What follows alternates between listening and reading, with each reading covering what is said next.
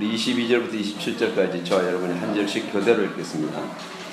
그들이 다 그를 정언하고 그 입으로 나오는 바 은혜로운 말을 놀랍게 여겨 이르되 이 사람이 요셉의 아들이 아니냐.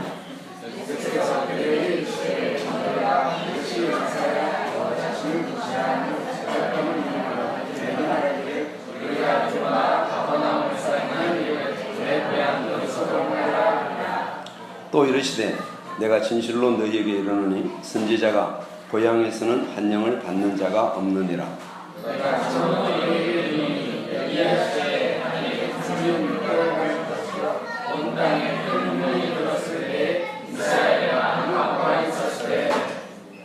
엘리야가 그중 한 사람에게도 보내심을 받지 않고 오직 시돈 땅에 있는 사렙다의 한 가부에게 뿐이었으며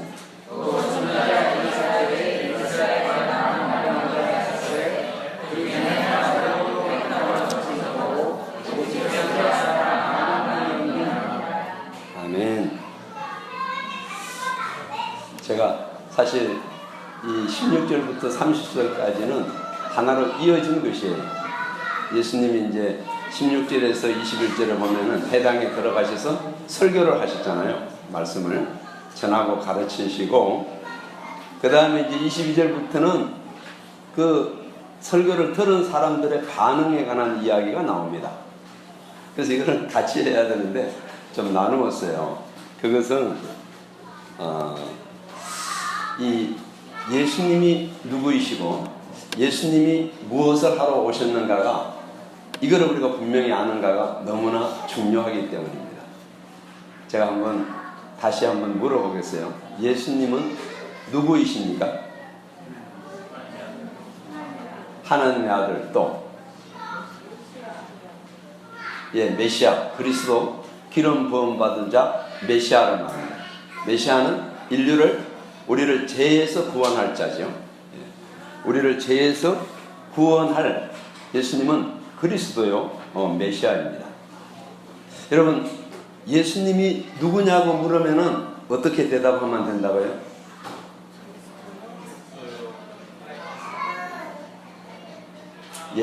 예수님은 하나님의 아들이신데 우리를 죄에서 구원하러 오신 그리스도, 메시아라고 이렇게 답을 하면 되겠죠.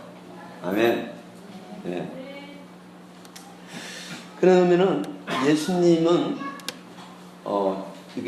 예수님은 이런 분이신데 예수님은 무엇을 하러 오셨습니까? 이건 좀 같은 질문이긴 한데, 그래서 이 일을 위해서 우리를 구원하시기 위해서 예수님이 그 인생에서 전적으로 힘쓴 일, 예수님의 사명이라고 그럴까요? 목적이 무엇이었죠? 무엇을 통해서 우리를 구원하려고 하셨습니까? 사실 제가 지난주에 이것 때문에 이 부분을 나누고 이거 한 가지를 많이 강조했는데, 그게 사실 우리가 너무 잘 아는 거지만은 그렇게 잘 다가오지 않을 수 있어요. 예수님은 인류를 죄에서 구원하기 위하여서 힘쓴 일이 복음 전도입니다. 같이 해볼까요? 복음 전도. 근데 이제 전도를 해서는 영혼은 구원하지만은 그 삶이 온전히 변하지 않기 때문에, 그 다음에 전도하시고 또 뭘 하셨다고 그랬죠? 성경을 가르치셨습니다. 그러니까 이제 병자들을 고치는 일도 많이 나오는데, 예수님께서 병자들을 고치신 것은 그게 주목적이라보다도 복음을 전하여서 영혼을 구원하고 그 사람의 인격과 삶을 바꾸기 위해서입니다.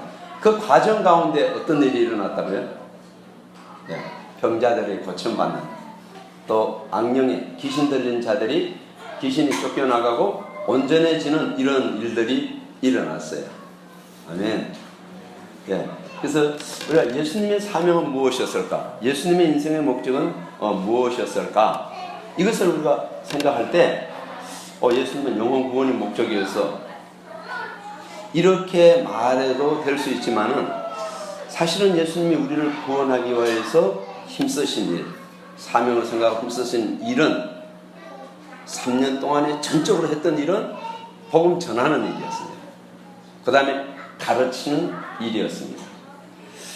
근데 우리는 왜 예수님을 믿으면서도 예수님의 사명이 우리한테 그렇게 와닿지가 않을까요? 또 안다고 하더라도 왜? 우리가 예수님 본받기를 원하는데 제일 우리가 예수님을 본받으면 뭘 본받을까요? 예수님의 인생의 목적, 그 사명을 따라가고 본받는 것이 굉장히 중요하죠. 근데 왜 우리 그러지 않을까요? 우리 실제 생활에서는? 제가 이제 그 부분을 새롭게 깨달음을 해야겠는데, 우리는 우리의 전도의 대상을 누구라고 생각한다고요? 우리의 믿지 않는 부모님, 가족, 형제, 또 우리의 가까운 친척이나 친구나 이웃, 동료라고 생각을 해요. 그러죠? 근데 왜 내가 예수님을 먼저 믿고 구원을 받았는데 나의 사랑하는, 나의 가까운 사람에게 전도하려는 그런 마음이, 그런 동기가 강하게 일어나지 않습니까? 그게 뭐라고 그랬죠? 예수님의 눈으로, 예수님의 마음으로 전도 대상자를 보는 것과 우리의 생각, 우리의 마음으로 우리 주변에 있는 예수님을 소개하려고, 예수님을 전하려고 하는 사람들을 보는 것과 다르다고 그랬죠. 예수님은 어떤 사람에게 복음을 전했습니까? 어떤 사람에게 전도하자고 그랬어요?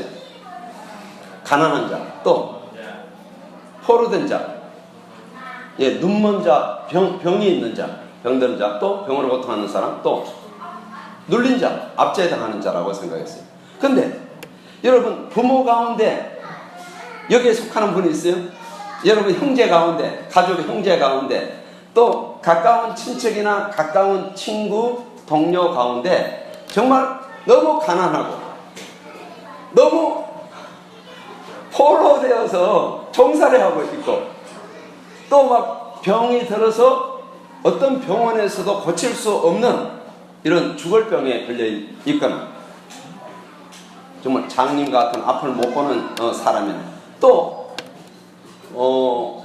뭐 지금 정부는 어떨지 모르겠지만 하여튼 너무 이 정권에, 또 아니면은 직장에서 어떤 회사에서 위에 사람들의 이런 압제로 인하여서 신음하고 고통하는 사람들이 여러분의 가족 가운데 있습니까? 여러분의 친척과 친구 가운데 있습니까? 여러분이 전도하려고 하는 사람들 가운데 그런 분들이 있습니까? 아니죠. 우리가 사실은 여러분들이 아프지 않을 때는 병원이 왜 저렇게 많지? 이렇게 생각하시죠.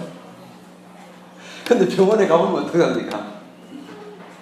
어떻게 아픈 사람들이 이렇게 많지? 전부 아픈 사람들이네. 이렇게 생각을 하죠. 탁 바뀌지요. 자기가 아프지 않을 때는 왜 병원이 이렇게 좋게, 또 막 병원마다 새롭게 지었어요.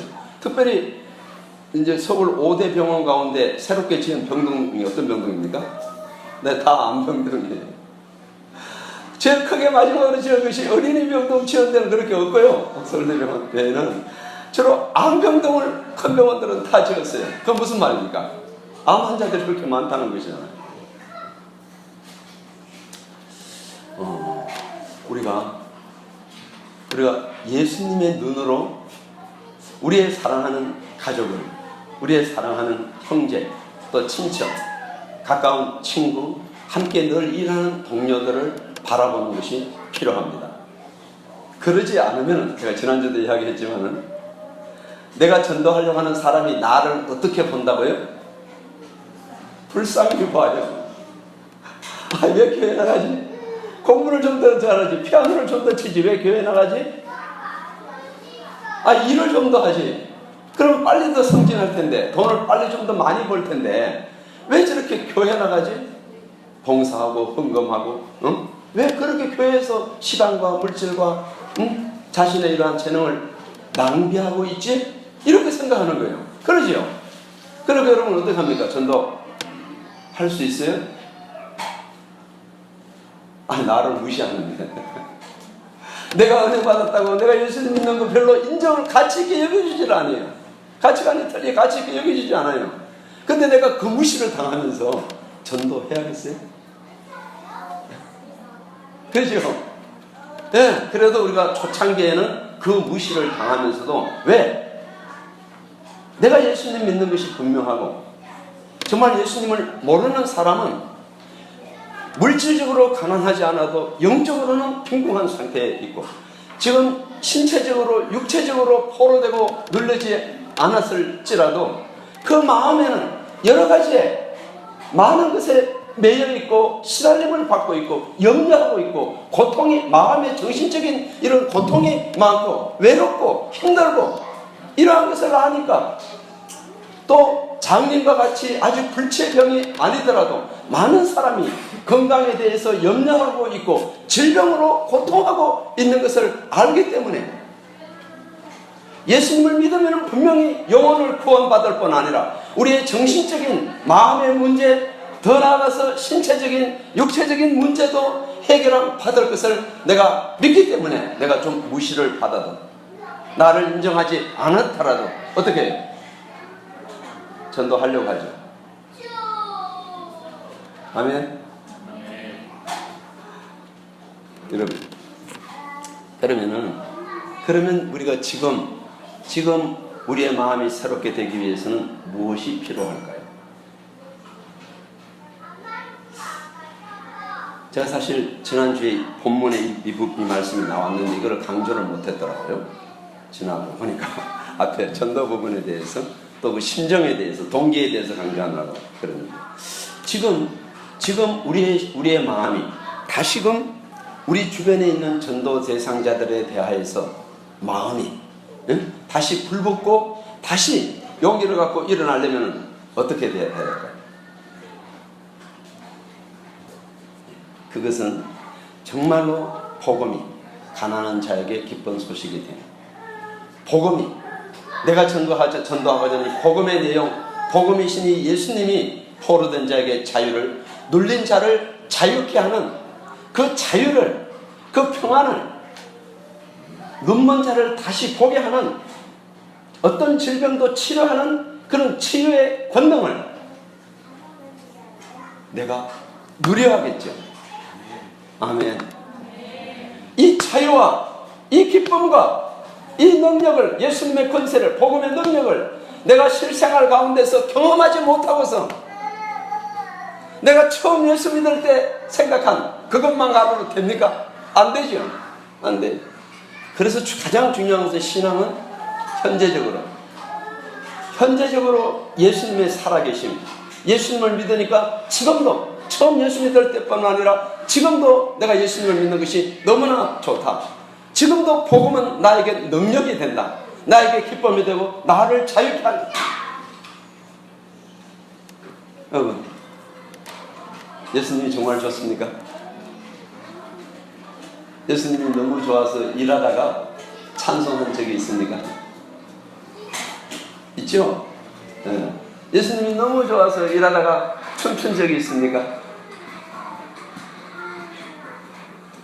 여러분, 예수님이 너무 좋아서 정말 내가 믿는 이 예수님 나와 함께 하시는 내 안에 살아계시는 이 예수님을 어떻게든지 내가 좀 전하고 싶다 이래서 전도하고자 하는 그런 경험이 있습니까? 여러분 이것이 실제가 되기를 바랍니다. 아멘. 아멘. 우리 한번 옆 사람을 갑시다. 복음의 능력을 경험하시기를 바랍니다. 예, 복음의 능력을 경험해야 우리 마음이 새롭게 전도에 대한 열정이 솟아날 줄로 믿습니다.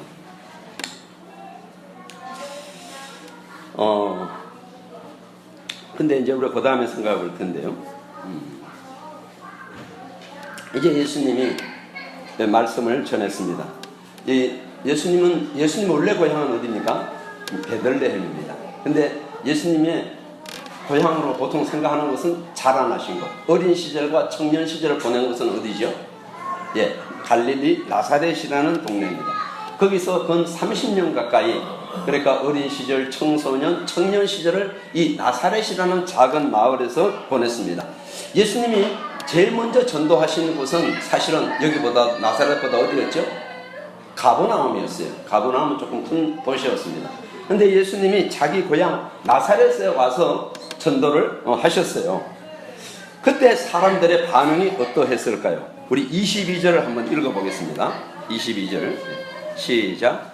그들이 다 그를 정언하고 그 입으로 나오는 바 은혜로운 말을 놀랍게 여겨 이르되 이 사람이 요셉의 아들이 아니냐고 했습니다. 이제 세 번역으로 보면은, 영어로나 세 번역으로 보면 좀 더 의미를 잘 알 수 있는데, 그들이 다 그를 정언하였다 그러는데 이게 무슨 말인가? 사람들은 모두 감탄하고 그의 입에서 나오는 은혜로운 말씀에 놀랐다고 말하고 있습니다. 그러니까 나사렛 사람들도 예수님의 설교를 듣고 또 예수님의 가르침을 듣고 첫 번째 어떤 반응이었다고요? 놀랐습니다. 감동을 받은 거예요. 놀랐어요. 왜 놀랐을까요? 말씀이 은혜롭기 때문입니다. 그러니까 우리가 이걸 보통 말로 하면은, 나사렛 사람들이 예수님의 설교를 듣고 은혜를 받았나요? 못 받았나요? 받았다고 말할 수 있죠. 예수님의 말씀이 은혜가 있었기 때문에 놀라고 감동을 받았어요. 그런데 끝에 무슨 말을 덧붙입니까? 거기 놀랍게 여겨 이르되 이 사람이 뭐라고 그랬죠? 요셉의 아들이 아니냐고 했어요. 분명히 처음에는 다 예수님을 좋게 이야기했습니다. 아주 좋게 이야기를 했어요. 근데 나중에 뭐라고 했는가 하면, 아니 어문을 갖기 시작한 말이, 이 말이 약간의 어문을 갖기는데, 아니 예수는 우리가 잘 알고 있고 어린 시절, 청년 시절을 우리와 함께 보낸 요셉, 그 아빠 일찍 돌아가셨잖아. 그 요셉의 아들이 아니나? 근데 요셉의 아들이 어떻게 하나님의 아들이 될 수가 있어요? 어떻게 우리가 소문으로 들은 대로 그 이적을 행하며 메시아가 될 수가 있단 말인가? 이렇게 속으로 생각을 했어요. 근데 예수님이 그 다음에 말씀하신 것은 어떻게 이걸 알고 하셨을까요? 예수님은 우리의 마음의 속에 우리가 입 밖으로 하지 않은 것도, 나사렛 사람들이 말한 것은 22절만 나오지만은 예수님은 그들이 입 밖으로 내지 않은 말, 그들의 예수님에 대해서 설교를 듣고 생각하고 있는 그 마음속의 생각을 아셨어요. 여러분, 지금 내가 뭐 생각하고 있는가 예수님이 아실까요? 모르실까요? 아신다는 것이죠. 그래서 우리가 성경을 묵상할 때 문자 그대로만 보면 안 돼요. 예수님은 마음을 읽으면서 이야기를 하셔요. 근데 많은 분들이 보면은 그 주어진 입 밖으로 표현한 말만 가지고 말하는 사람이 많죠. 그렇게 할 때 됩니까? 부부간에도 싸웁니다. 한번 생각해 보세요. 사소한 말 때문에 정말로 내 남편이, 내 아내가 이 말을 그런 뜻으로 했을까? 내 마음을 그렇게 상하게 하는 뜻으로 했을까? 라고는 생각합니까? 안 합니까? 안 하죠. 나중에, 그래, 나도 당신이 그런 뜻으로 한 것은 아는 줄 알아. 그런데 그 말에 상처를 받아서 어려워지는 거예요. 왜 그럴까요? 다른 어려운 일이 있어서 그럽니다. 다른 거 여러 가지가 있어. 그것이 자기가 좋을 때 같으면은 알아요. 저 사람이 그런 뜻으로 말하지 않는 것을 가까운 사람들은 알잖아요. 그 오해를 안 해요. 그러니까 상처를 안 받아. 근데 자기가 어디서 너무 상처를 받고 왔다거나 너무 힘들다거나 아니면은 자기 남편이나 아내에게 그동안 쌓여있던 것이 많이 있다든가 엉뚱한 것에서 터지는 것입니다. 그러지 않는 경우 있나요? 대부분 부부들이 그러죠. 예수님은 우리의 마음을 아십니다. 갈릴리 나사렛 사람들의 마음을 아시고 이야기했어요. 그래서 예수님이 어떻게 말씀하셨는가? 이 23절부터가 이 나사렛 사람들의 마음속의 생각, 그 뜻을 밝혀주는 말씀입니다. 23절하고 24절을 읽어보겠습니다. 시작. 예수께서 그들에게 이르시되 너희가 반드시 어사야 너 자신을 고치라 하는 속담을 인용하여 내게 말하기를 우리가 들은 바 가버나움에서 행한 일을 내 고향 여기서도 행하라 하리라. 또 이르시되 내가 진실로 너희에게 이르노니 선지자가 고향에서는 환영을 받는 자가 없느니라. 예. 여러분, 예수님이 속담을 인용했어요. 이들의 마음을 직접적으로 말하기보다도 의사야 네 자신을 고치라. 만약에 누가 환자가 가서 의사한테 당신 자신부터 고치시오 이렇게 말하면 그 무슨 뜻입니까? 네? 너 못 믿겠다는 거지. 의사는 너 실력 있는 거 능력 있는 거 너 나 고칠 거 못 믿겠다는 거잖아요. 그러죠. 이 말을 인용했어요. 결국 이 나사렛 사람들의 예수님에 대한 반응은 뭡니까? 겉으로는 좋게 이야기했어요. 요셉의 아들 아니야? 우리가 예를 들어서 자기 고향에서 출세한 누가 있으면은 저 누집 아들 아니야? 한솔은 그런 들어봤어요? 도현이는 들어봤어요? 아니 요즘 아주 유명한 사람들이 많아서요. 전에는 조금만 그 해도 막 저 누집 아들이잖아 막 그랬는데. 예. 그리고 우리가 들은 바 가버나움에서 행한 일을 내 고향 여기서도 행하라 이런 말을 했어요. 이거는 정말로 가버나움에서 행한 기적을 행하면 예수님이 행하면은 예수님을 믿겠다는 뜻이에요? 아니에요. 왜 아닌 걸 알 수 있죠? 어떻게 보면은 가버나움에서는 이적을 행하지 않아서 말씀만 딱딱하게 가르쳐서 이렇게 예수님을 믿지 않고 배척하는구나 이렇게 생각하기 쉽잖아요. 근데 예수님이 이런 말씀하세요. 이들 속에 있는 생각을 이렇게 드러내고 가버나움 행한 바 내 이적들을 내 고향에서 여기서도 행하라. 그래야면 내가 너를 믿겠다? 그 뜻일까요? 아니. 그 다음에를 보세요. 24절에 뭐라고 했습니까? 또 이르시되 예수님이 내가 진실로 너희에게는 선지자가 고향에서는 환영을 받는 자가 없느니라. 이미 나사렛 사람들은 사실은 만약에 예수님이 가버나움에서 행했던 예를 들어서 중풍병자를 고치거나 또 눈먼 자를 고쳤으면은 또 다른 표적을 보였을지. 그러니까 이 나사렛 사람들은 예수님을 배척하는 것입니다. 이 사람이 요셉의 아들이냐 이 말은 예수님을 영접하지 않고 믿지 않고 받아들이지 않겠다는 것입니다. 배척하는 거예요. 네가 어떤 말을 잘해도 은혜를 끼쳐도 능력을 보여도 널 믿지 않겠다고 하는 것입니다. 그럼 우리가 좀 생각을 봐야겠어요. 왜 누구보다도 예수님을 잘한다고 하는 고향 나사렛 사람들이 예수님의 말씀을 듣고 은혜와 감동을 받고서도 결국은 예수님을 이렇게 받아들이지 않고 배척을 할까요? 그 이유가 무엇일까요?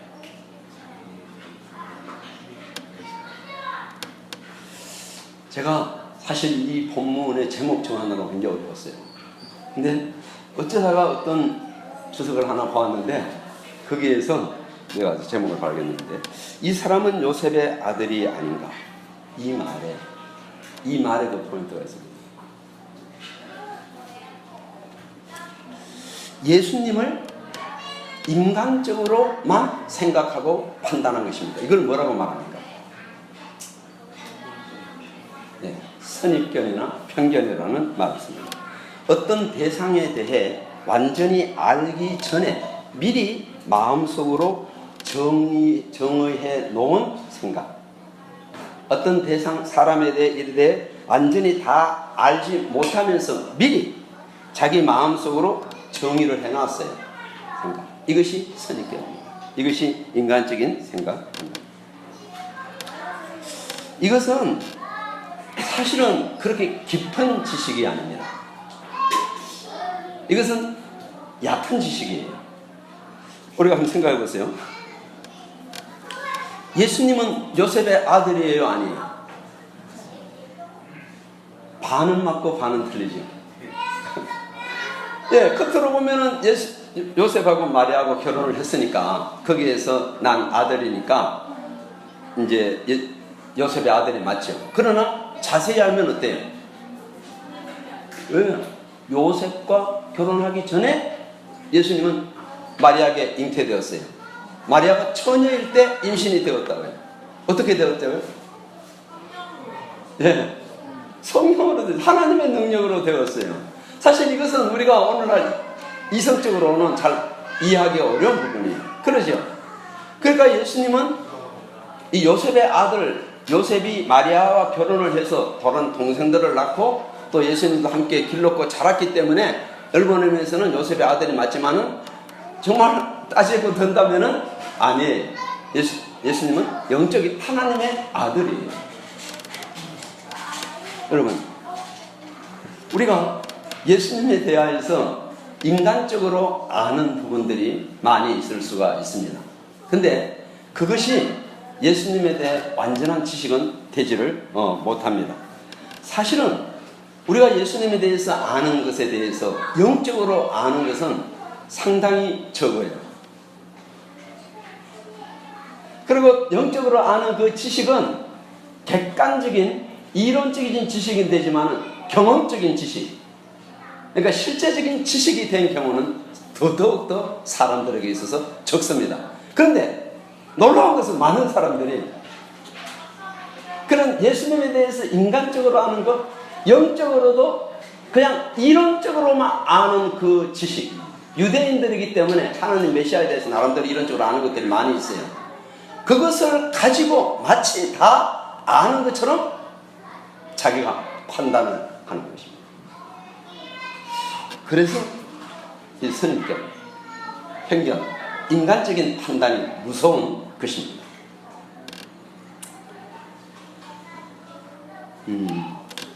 우리가 보세요. 예수님이 30년 동안 자라면서 예수님은 요셉의 아들로 양육받고 컸습니까? 아니면 어때요? 예수님은 하나님의 아들로 양육받았어요. 우리가 잘 알 수 없지만은 처음에 태어나셨을 때도 예수님은 하나님의 성령이 그 위에 계셨다고 했어요. 그러죠?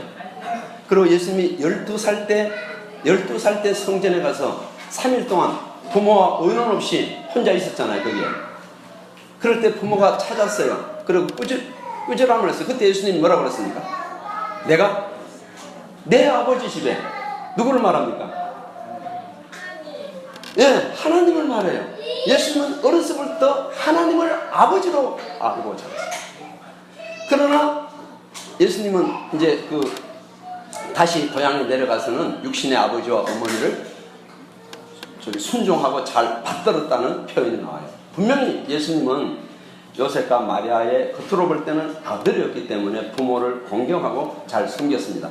그러나 예수님은 어려서부터 하나님의 아들로서 인식과 하나님의 아들로서 자랐습니다. 이제 예수님이 30년을 성장하시고 준비를 하셨어요.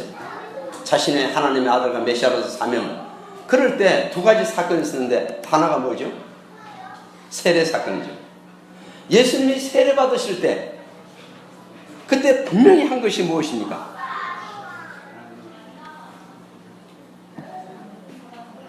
네, 하늘이 열리면서 성령이 임하시면서 하늘로부터 소리가 들려 뭐라고 했죠? 너는 내 사랑하는 아들이야. 예수님은 하나님의 아들로서 하나님께서 인정하시고 성삼위 하나님께서 함께 하시고 하나님의 아들로서 하나님께서 선포하시며 예수님을 축복하셨습니다. 나는 너를 기뻐한다. 앞으로 네가 할 그런 일들은 나를 기쁘게 하는 일이 될 것이다. 이렇게 하셨어요. 그리고 그 다음에 세례받고 예수님이 시험을 받으셨죠. 사단이 예수님을 시험할 때 계속 조건절로 내걸었던 것이 무엇입니까? 이 말은 무슨 뜻일까요? 네, 사단도 마귀도 예수님이 하나님의 아들인 것을 알고 있다는 것입니다. 사실 우리 표현으로는 조건절이지만은 이제 우리가 좀 더 그 성경을 자세히 보면은 네가 하나님의 아들이 아니냐? 그렇게 굶주려서 40일간 금식해서 굶주렸는데 이 돌을 떡으로 만들. 너희 그런 능력이 있지 않느냐? 왜? 하나님의 아들이니까. 또 성전 꼭대기에 데려가서 뛰어내리라고 할 때 하나님의 아들로 인정했기 때문에, 하나님의 아들이기 때문에 네가 뛰어내리면은 하나님께서 천사를 보내서 네가 다치지 않게 한다 그랬잖아요. 보세요. 하나님만 아니라 마귀 원수도 예수님이 하나님의 아들인 것을 계속 이야기를 했어요. 그런데 고향 나사렛에 와서 예수님이 첫 번째 말씀을 전할 때 분명히 놀랐어요. 감탄했어요. 그리고 은혜를 받았어요. 그런데 결론이 뭡니까?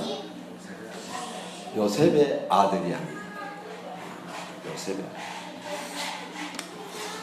제가 정말 이 시간이 없어서 죄송한데요. 그냥 나누고 싶은 이야기가 많아요.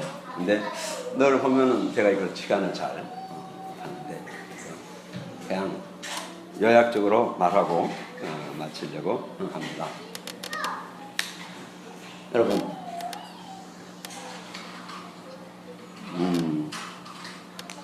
다른 사람들에게 여러분 전도를 하려면 믿지 않는 부모님이나 또 친구나 가까운 사람 전도를 하려면 어떻게 해야 된다고요? 그 사람의 예수님에 대한, 기독교에 대한, 성경에 대한, 교회에 대한, 신자 믿는 사람에 대한, 나에 대한, 바로 부모 같으면 나, 형제 같으면 나에 대한 선입견이 뭔가를 알아야 돼요. 그죠? 이 나사렛 사람들도, 그런 사람들도 예수님을 직접 만나고 직접 말씀을 듣고 정말 이적해 가는 걸 다 소문 듣고 봤는데도 선입견 때문에, 인간적인 판단 때문에 예수님을 배척했습니다. 영접하지 않았어요.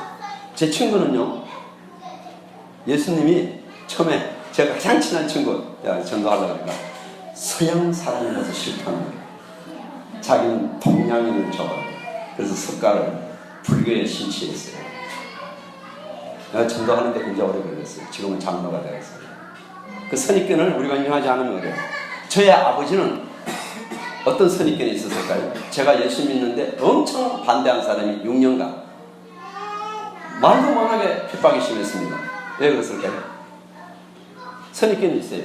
그때 우리 시골에서 자랐는데, 제가 시골에 전도사님이 계셨는데 이분은 공부도 별로 안 했고 또 시골에서 전도사 하니까 60년대에 어떻게 잘 살까요? 못 살까요? 못 사는 거예요. 보니까 별로 공부도 안 했고 뭐 출세도 안 했고 또 못 살고 이러는 거예요. 그래서 예수 믿으면은 저렇게 잘 되지 못하고 또 잘 살지도 못하는구나 생각했어요. 근데 부모가 아무리 내 자식이 시골에 살지만은 부모의 마음은 어때요? 부모 자식이 잘 되기를 바라잖아요. 그래서 교회 못 나가게 한 거예요. 나중에 이걸 알았어요. 아버지 마음 가운데 제가 예수 믿고 교회 가면은 그 예수나 교회 자체가 문제가 아니라 전도사님을 볼 때, 교회 그 당시 시골에서 교회 다니는 사람 볼 때 교회 다니면 저렇게 다 제대로 공부도 많이 못하고 또 취직도 좋은 거 사지 못하고 또 부자도 이렇게 생각을 한 거예요. 그러니까 부모가 못 받았죠. 그러죠? 이해 가시나요? 여러분, 선입견들을 부모에게는 다들 인간적인 산화가 선입견이 있습니다. 여러분, 그런데 오늘날 이제 제가 좀 이게 죄송합니다. 근데 우리 믿는 자들에게도 이 선입견 때문에 신앙이 성장하지를 않습니다. 제가 갑자기 건너뛰어서 좀 죄송하지만 여러분들 이거 인정합니까? 왜 우리 신앙이 정체를 하는가? 퇴보를 하는가? 왜 내 신앙이 계속해서 점점 자라지를 않는가? 네, 우리의 선입견 때문에. 이것은 조금 다른 것인데요. 성경을 내가 잘 안다. 또 내가 교회에 잘 참여하고 있다. 나름대로 어느 정도로 이렇게 하고 있다. 그리고 신앙생활은 나의 그냥 익숙한 이러한 생활이 되어 있다. 이렇게 생각을 합니다. 그러면서 말씀을 들을 때 은혜를 못 받는 건 아니에요. 못 받을 때도 있지만은 가끔씩 이렇게 은혜를 받아요. 근데 왜 신앙이 성장하지 않을까요? 네. 신앙에서 가장 중요한 건 무엇이죠? 우리가 예수 믿고 난 후에는 경험과 체험과 순종입니다. 순종과 체험인 것입니다. 내가 말씀을 아무리 듣고 깨달아도 이게 하루 이상은 안 가요. 어떻게 돼? 나는 또 내 생각과 내 판단대로 살게 됩니다. 주일날 예배드리고 가정에 들어가서 여러분 말씀에 은혜 받은 대로 내 생각이 예수님 생각으로 바뀌어집니까?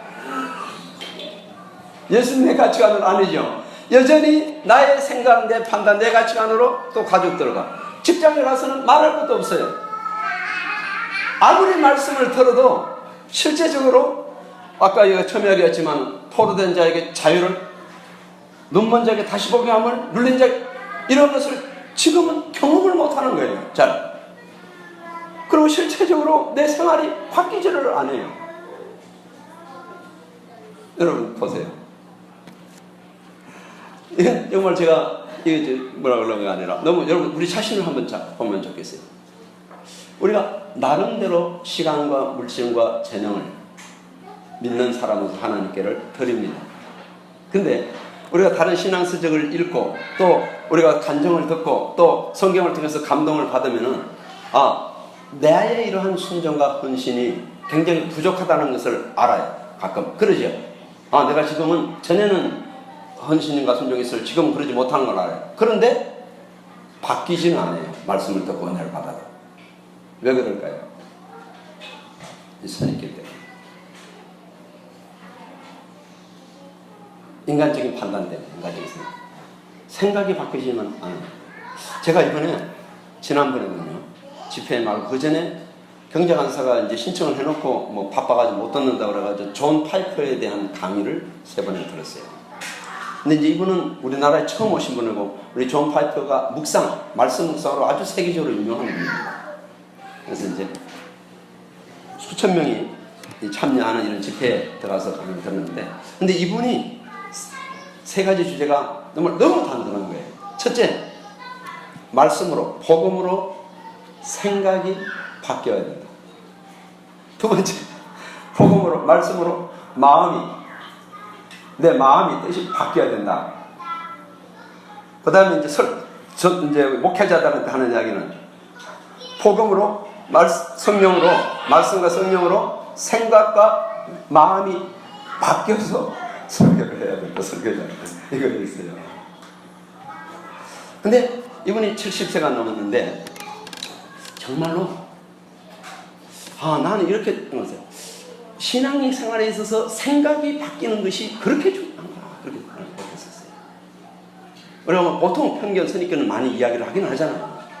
근데 이분은 정말 내 포인트를 두는 것이 결국 어떤 은혜를 받고 어떤 성경을 읽고 교회 생활을 잘하고 뭘 하더라도 많은 크리스찬들이 대부분 여전히 인간적인 생각과 판단으로 신앙생활하고 있다는 거예요. 안 바뀐다는 거예요. 안 바뀐다는 거예요. 설교자도 그렇다는 거예요. 설교자도 그렇다는 거예요. 여러분 동의하십니까? 예수님은 바리새인들을 향하여서 뭐라고 해요? 그들을 책망할 때에 낡은 가죽 부대라고 했습니다.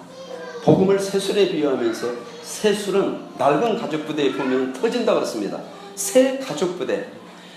예수님도 이 바리새인과 서기관과 대제사장 장로 그 당시 최고의 종교 지도자들을 향하여서 말씀하시기를 굉장히 받았는데 생각과 마음이 바뀌어야 된다.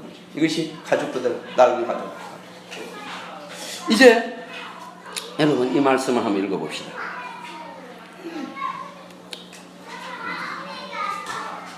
24절에서 26절을 같이 한번 읽겠습니다. 시작. 또 이르시되 내가 진실로 너희에게 이르노니 선지자가 고향에서는 함령을 받는 자가 없느니라. 내가 참으로 너에게 이르노니 엘리야 시대에 하늘이 3년 6개월간 닫혀 온 땅에 큰 흉년이 들었을 때에 이스라엘에 많은 과부가 있었으되 엘리야가 그 중 한 사람에게도 보내심을 받지 않고 오직 시돈 땅에 있는 사렙다 한 과부에게 뿐이었으니. 여기 예수님이 엘리야 시대, 엘리사 시대, 엘리야 시대에 사렙다 과부 이방인이죠. 그 다음에 엘리사 시대에 나아만. 지금 그 부분은 제가 안 읽었군요. 이 예를 들었는데 예수님께서 왜 이 예를 들으셨을까요? 이 지금 엘리야 시대, 엘리사 시대에 이 이야기를 하시는 그게 뭘까요? 이유가? 예. 선입견. 아무리 신앙생활을 해도 인간적인 생각과 판단으로 결정하고 생활하는 사람은 결국 어떻게 된다고요? 불신에 빠진다는 것입니다. 불신이라는 것입니다. 예수님이 이거를 예를 들어서 이야기했어요. 엘리야 시대에 흉년이 들어서 정말 어려웠는데 많은 과부가 있었지만은 이스라엘 사람들에게 엘리야가 보냄을 받고 누구에게? 이방인, 시돈 사람, 사렙다 과부에게 보낸 것입니다. 그 말은 무슨 말입니까? 엘리야 시대에 유대인들이 불신 가운데 빠졌다는 거예요. 엘리사 시대에 많은 문둥병자가 있었지만은 이스라엘의 문둥병자들이 고침을 받지 못하고 수리아 사람, 이방 사람, 수리아 사람, 나아만만 고침을 받았어요. 그 말은 무슨 말입니까? 엘리사 시대에 이스라엘 사람들이 불신 가운데 빠져있다는 것입니다. 하나님의 이적은 믿음 가운데 나타나죠. 예수님께서 말씀하신 것은 인간적인 생각과 판단은 결국은 불신에 이르러서, 그래서 오늘날 전에와 같은 그런 경험을, 주님을 만나는, 주님의 역사하시는 능력을, 이러한 것을 경험하지 못한다는 것입니다. 이것을 들었을 때 나사렛 사람들의 반응은 어땠습니까?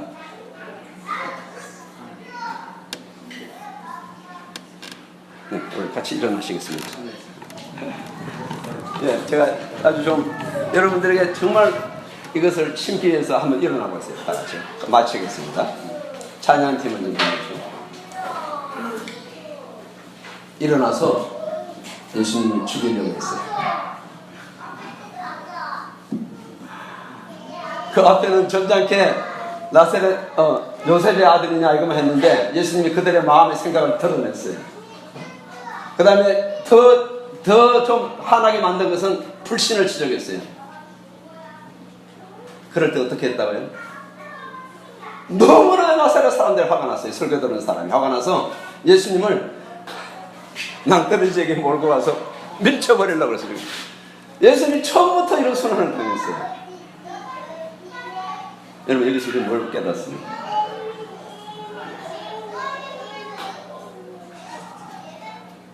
우리가 불신을 지적받을 때 회개하는 것이 은혜인데, 회개하지 않을 때 불신을 지적받고서도, 불신을 깨닫고 불신을 지적받고서도 회개하지 않을 때 어떻게 된다고요? 네, 예수님을 죽이는, 이게 영적 교만입니다. 죄의 근본 뿌리는 이 교만에서 있습니다. 하나님께서 여러 가지를 통해서 나의 실상을 보게 하시고 나의 잘못이, 나의 불신을 깨우쳐 주십니다.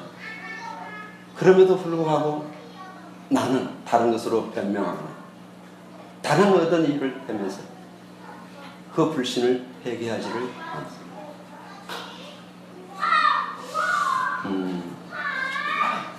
편견과 오만, 오만과 편견이라는 책이 있는데, 이게 편견이 오만, 원인이 되고 결국 오만함으로 다시 또 편견 가운데 있게 되는데, 우리에게서도 인간적인 생각이 결국 불신을 낳게 되고, 불신을 우리가 회개하지 않으면 영적인 오만에 빠지게 되는 것입니다. 이 시간 한번 기도하시겠습니다.